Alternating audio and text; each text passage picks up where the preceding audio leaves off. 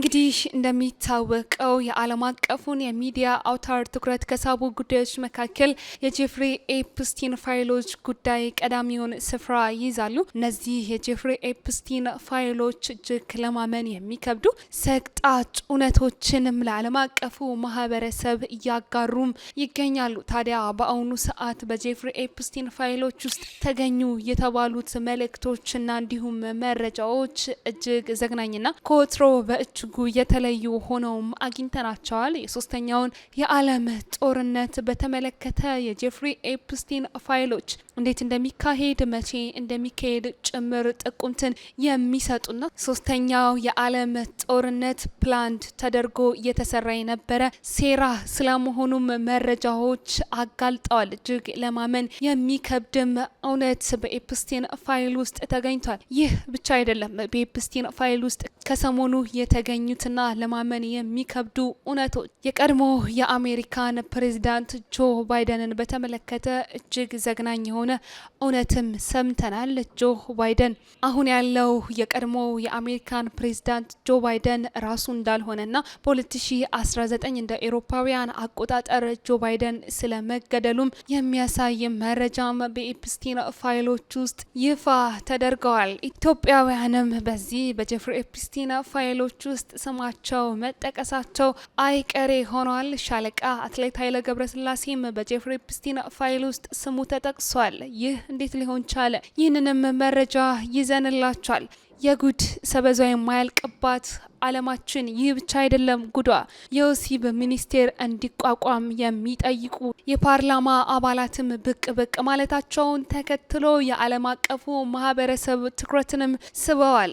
ሰላም ውድ ጊዜ ቲዩብ ቤተሰቦቻችን እንደምንሰነበታችሁ፣ እንዴት ቆያችሁልን? ሰላም እግዚአብሔር ከእናንተ ጋር ይሁን። እንግዲህ በዛሬው የመረጃ ሰዓታችን አዳዲስ መረጃዎችን ነው ይዘንላችሁ ተመልሰን የመጣ ነው። ከነዚህም መረጃዎቻችን መካከል እንግዲህ በእጅጉ ለማመን የሚከብዱ እውነቶችን ከያዙት የጄፍሪ ኤፕስቲን ፋይሎች መካከል ከሰሞኑ በእጅጉ መነጋገሪያ የሆኑ እውነቶችን እንዲሁም ደግሞ መረጃዎችን መርጠን ለእናንተ ይዘንላችሁ ተመልሰን መጥተናል። እስከ መረጃችን ፍጻሜ ድረስ በመልእክት መስጫ ሳጥናችን ላይ ሀሳብ አስተያየቶን እያሰፈሩን እንዲሁም ደግሞ ቪዲዮ ላይክና ሼር እያደረጉ እስከ ዝግጅታችን እስከ መረጃችን ፍጻሜ ድረስ አብራችን ቆዩ።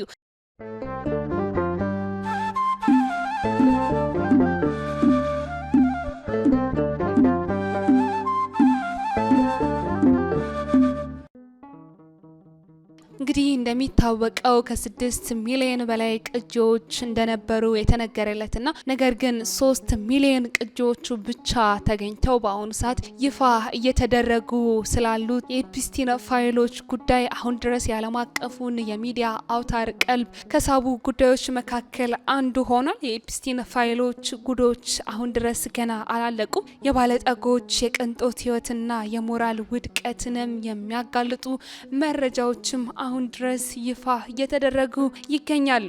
እንግዲህ በዓለም አቀፍ የፖለቲካና ቢዝነስ ውስጥ ተጽዕኖ ፈጣሪ የሆኑ ሰዎች ስም የተጠቀሰበት የፍትህ ስርዓቱንም ክፍተት በእጅጉ በስፋት ያጋለጠውና የብዙዎችን ህይወት ያጨለመው የጄፍሪ ኤፕስቲን ጉዳይ በቅርቡ ይፋ በሆኑ ሰነዶች አማካኝነት እንግዲህ እንደገና የዓለምን ትኩረት መሳብ ችሏል። ይህ የፋይናንስ ባለሙያ የገነባው የወሲብ ንግድ መረብ ምን ያህል ጥልቀት እንደነበረውና እነማን እንደተሳተፉበት ጭምር የሚያሳዩ መረጃዎችም ይፋ እየተደረጉ ይገኛሉ። እንደሚታወቀው እንግዲህ ጄፍሪ ኤፕስቲን በውጭ ዓለሙ በውጫዊ ማንነቱ ሲታይ ስኬታማ የፋይናንስ ባለሙያ፣ የሳይንስና የትምህርት ደጋፊ እንዲሁም ደግሞ ከዓለም መሪዎች ጋር የሚላተም ተጽዕኖ ፈጣሪ ሰው እንደሆነ ይታወቃል።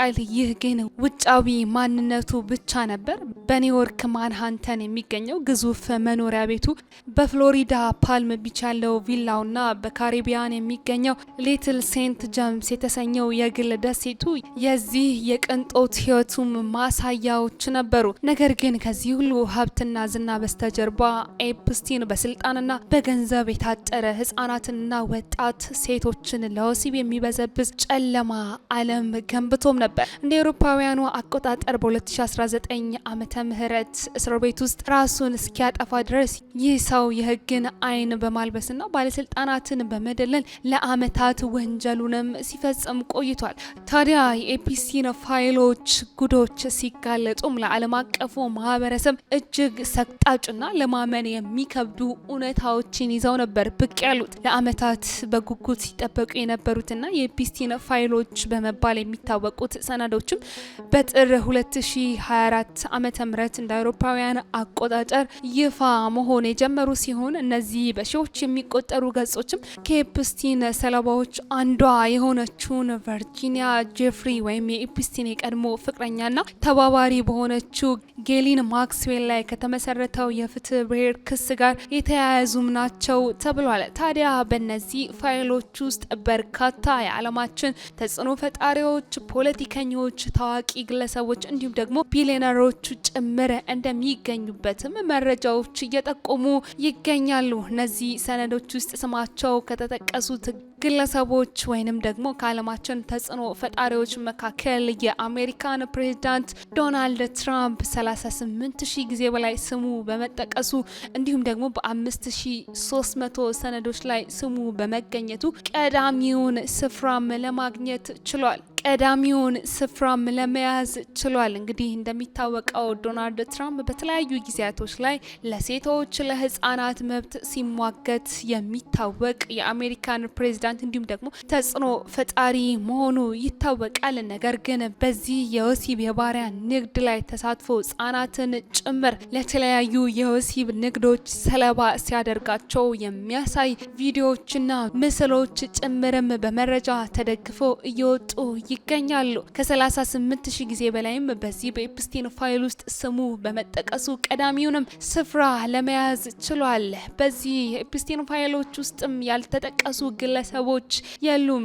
ኢትዮጵያውያንም ተጽዕኖ ፈጣሪዎች፣ ፖለቲከኞችና ታዋቂ ግለሰቦችም በኤፕስቲን ፋይሎች ውስጥ ስማቸው መጠቀሱ በእጅጉ አስገራሚም ሆኗል። አትሌት ሻለቃ ኃይሌ ገብረስላሴም በኤፕስቲን ፋይል ውስጥ ስሙ ተጠቅሶም ተገኝቷል። እንግዲህ በ2011 ዓመተ ምህረት እንደ አውሮፓውያን አቆጣጠር ጄፍሪ ኤፕስቲን ባደረገው የኢሜል መልእክቱ ላይም ሻለቃ አትሌት ኃይሌ ገብረስላሴም ስሙ ስለመጠቀሱ መረጃዎች ወጥተዋል። ሃይ ኳሊቲ ወይንም ደግሞ የተለያዩ ታዋቂ ሰዎች የሚሳተፉበት የእራት ግብዣ ተዘጋጅቶ እንደነበርና በዚህም ላይ ታዋቂ ግለሰቦች፣ ተጽዕኖ ፈጣሪዎች እንደተገኙበት ከነዚህም መካከል እንግዲህ አትሌት ሻለቃ ኃይሌ ገብረስላሴም በዚህ የራት ግብዣ ላይ ጥሪ እንደተደረገለትም ስሙ ተጠቅሶ ተገኝቷል። በዚህም የራት ግብዣ ላይ እንግዲህ ሻለቃ አትሌት ኃይሌ ገብረስላሴ ይገኝ አይገኝ የሚታወቅ ነገር የለም። እስካሁን ድረስ አትሌት ኃይሌ ገብረስላሴ ከጄፍሪ ኤፕስቲን ጋር ሆኖ የሚያሳዩ ቪዲዮዎች እንዲሁም ደግሞ ምስሎችም አልተገኙም።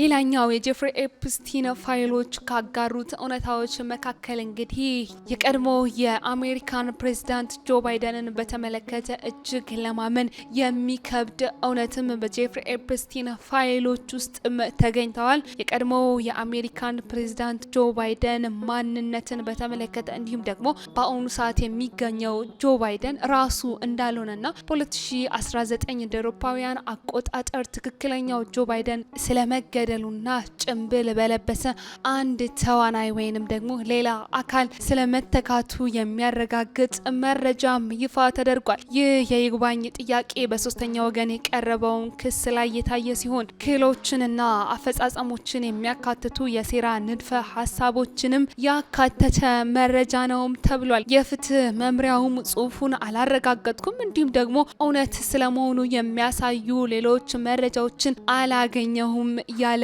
በማስተባበል ላይ የሚገኝ ሲሆን ነገር ግን ጄፍሪ ኤፕስቲን በራሱ አንደበት ወይንም ደግሞ ባደረጋቸው የኢሜል መልእክቶቹ ላይና ልውውጦቹ ላይ ጆ ባይደን እንደተገደለ ወይንም ደግሞ ስለመሞቱ እንዲሁም ደግሞ ጭንብል በለበሰ አንድ አካል ስለመተካቱም ተናግሯል። ይህ መረጃ ይፋ ተደርጓል። ሌላኛው በጄፍሪ ኤፕስቲን ከታዩ እውነታዎችና እንዲሁም ለማመን ከሚከብዱ እውነቶች መካከል ስለ ሶስተኛው የዓለም ጦርነትም የጄፍሪ ኤፕስቲን ፋይሎች የምንለው አለን እያሉ ይገኛሉ።